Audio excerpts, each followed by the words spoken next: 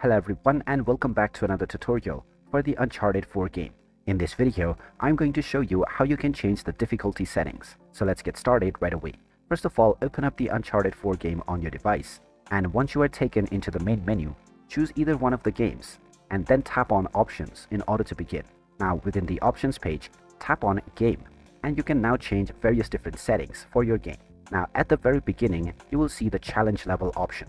This is set to moderate by default.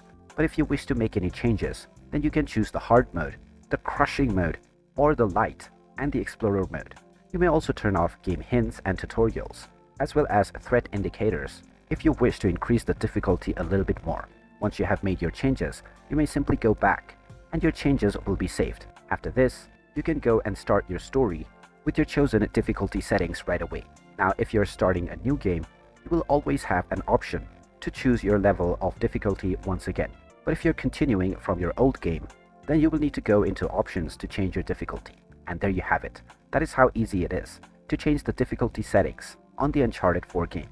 If you find this video helpful, don't forget to hit that like button and subscribe to our channel for more useful tips and tutorials. Thanks for watching, and I'll see you again in the next one.